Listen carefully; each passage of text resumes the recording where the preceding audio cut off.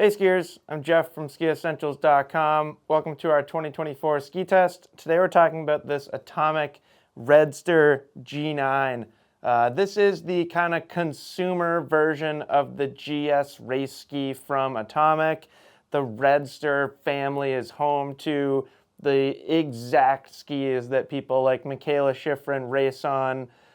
This is not an FIS standard ski. So for people like you and I, assuming that you are more like me than Michaela Schifrin, this is great. You know, when I get on an FIS ski with those huge turn radii, it's just a handful. I am not the same skier as Michaela Schifrin. You probably aren't either. Skis like this give people like you and I just like a glimpse of what those skiers get to experience. So basically the gist of it is this thing is built like a World Cup race ski. It is super strong, it is very powerful and very responsive.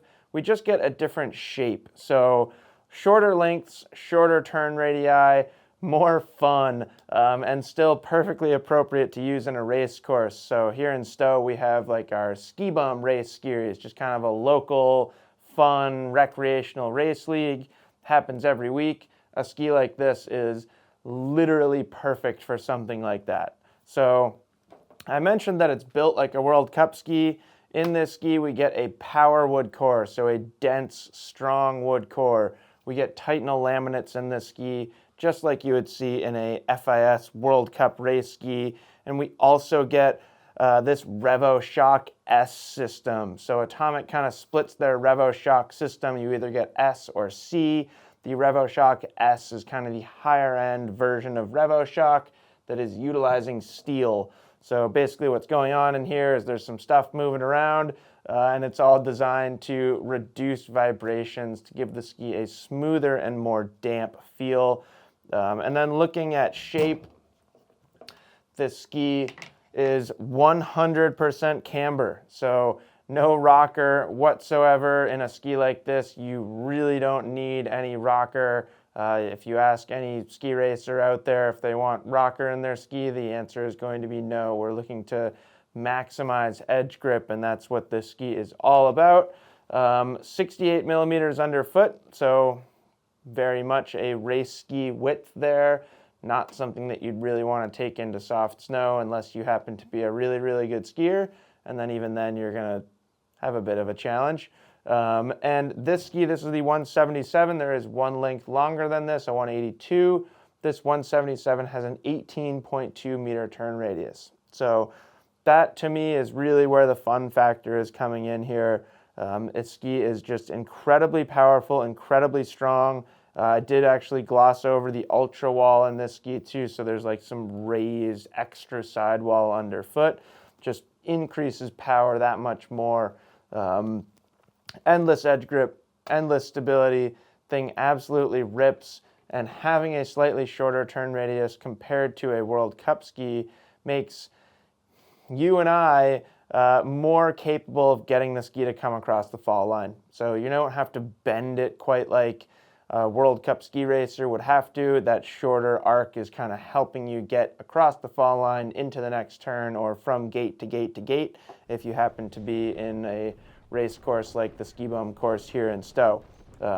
Super, super fun. One other thing I want to mention about this ski, this integrated binding system, you get an X12 binding from Atomic on here. The binding itself is not really the highlight to me. It is a reputable binding.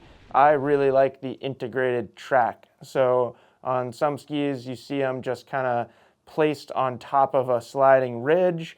Sometimes you're seeing them just drilled straight into the ski. Obviously, that's kind of a proven race-style plate system. This is different than either of those things. You actually slide the binding into the plate. So there are kind of these wings that hold it on either side. I just feel like that gives you a really good connection to the snow. One other reason why I think this ski gives you a great connection to the snow is that RevoShock system.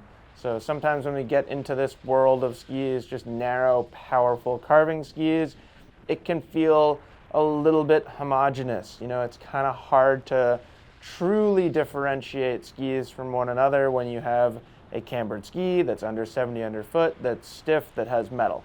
That's a pretty specific recipe, but I do think Atomic sets themselves apart and sets these Redsters apart ever so slightly with that RevoShock system. It does just provide excellent vibration damping, and every time or as much as you can control vibration damping, you get the equal benefit in snow feel and control. So every little bump, it's just milliseconds, but you are leaving the snow surface for just a little bit.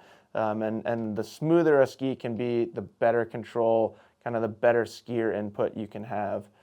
So yeah, you definitely don't have to race necessarily to enjoy this thing. I do think it's great for somebody that's doing one of those kind of recreational race leagues, but if you just want a really, really rewarding ski, super quick edge to edge, maybe you ski somewhere that's known for having very firm snow conditions.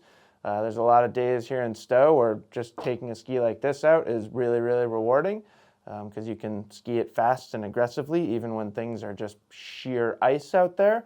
So there are different applications for it. That said, I think it's definitely best for an advanced expert level skier. It is, unsurprisingly, on the stiff side of the spectrum. So an intermediate skier may, I would say a little bit more than may, would likely find it a bit of a handful and probably, to be honest, not that much fun to ski. But if you're an advanced expert skier that's confident on a strong, powerful carving ski, this is just so much fun. Basically every manufacturer makes a ski that kind of fits into this category.